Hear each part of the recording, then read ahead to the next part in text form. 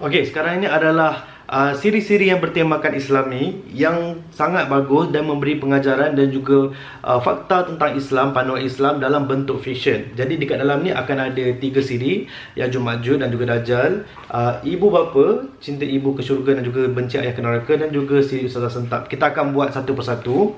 Okey, yang pertama adalah munculnya Dajjal Al-Masih dan juga keluarnya Ya'juj Ma'juj. Ini adalah fiksyen fakta, di mana fiksyennya adalah berdasarkan watak Nuhan, watak utama dalam dua cerita ni. Yang Nuhan ni dia melalui zaman adanya Dajjal dan juga adanya Ya'juj Ma'juj. Tetapi yang berharganya buku ini adalah turut diselitkan fakta-fakta tentang Dajjal dan juga Ya'juj Ma'juj. Contohnya, Dajjal ni adalah seorang lelaki yang lelaki yang mandul, dan kemudian mata dia pula, dia satu ni dia ada dua, tetapi satu ni dia macam ada lebihan daging yang menutup dan membutakan.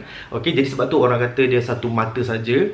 Dan Dajjal ni pula dia boleh masuk ke seluruh dunia, dia boleh pergi ke seluruh dunia kecuali ada 4 tempat, iaitu Masjid Nabawi, Masjidil Haram, Masjid Al-Aqsa dan juga Masjid As-Sur. Jadi fakta-fakta yang kita tak pernah tahu tentang Dajjal ada juga diletakkan dekat dalam ni untuk memberi pengajaran dalam sambil kita belajar daripada kisah Nuhan tu. Kita juga dapat mengetahui fakta-fakta tentang Dajjal dan juga Ya'juj Ma'juj yang rupanya adalah keturunan di mana bagaimana fizikal dia. Ya'juj Ma'juj ni dia kurnia lansat kan. Lepas tu dia mata dia sepet dan dia ada dibenarkan oleh Allah untuk beranak pinak sehingga 1000 keturunan.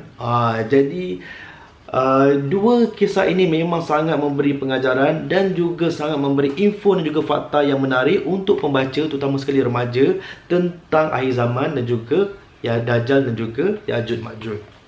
Dan kemudian kita ada cinta ibu ke syurga dan juga benci ayah ke neraka. Sebab apa? Ini adalah, dua buku ini adalah tentang 5 kisah. Yang ini adalah kisah tentang 5 kisah pengorbanan ibu, 5 kisah tentang cintanya ibu, dahsyatnya cinta ibu. Dan yang ini pula adalah 5 kisah tentang pengajaran anak derhaka. Bukannya tentang ayah yang jahat, bukan, tetapi anak derhaka.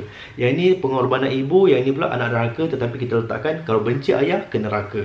Dan yang menariknya, dua kisah ini adalah setiap cerita dalam setiap buku ni ada 5 kisah, dan setiap habis saja kisah itu akan ada tentang ada hadis ataupun ada perkongsian daripada Puan Haida Kamaruzaman yang menerangkan tentang bagaimana hadis yang diterangkan tentang ibu bapa, bagaimana kita nak menyantuni ibu dan bapa, ibu dan ayah.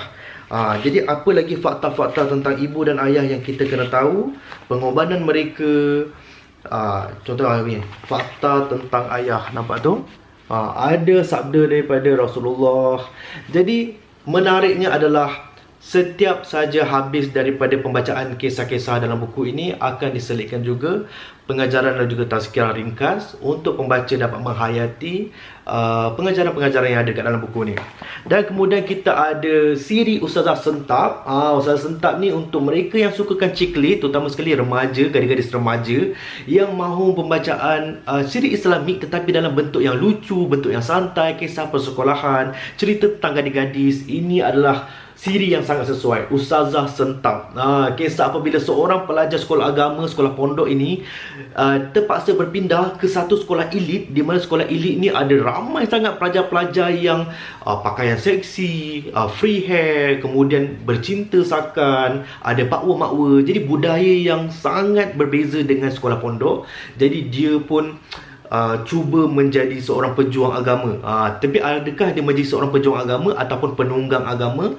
Jadi dekat dalam buku ini, sambil berhibur dengan watak Bayah ni yang memang sangat kelakar dan juga sangat garang, tetapi pada masa yang sama kita juga dapat info-info dan juga pengajaran yang penuh dengan ajaran Islam dan juga panduan Islami tentang di dalam buku ini, sesuai untuk remaja-remaja zaman sekarang.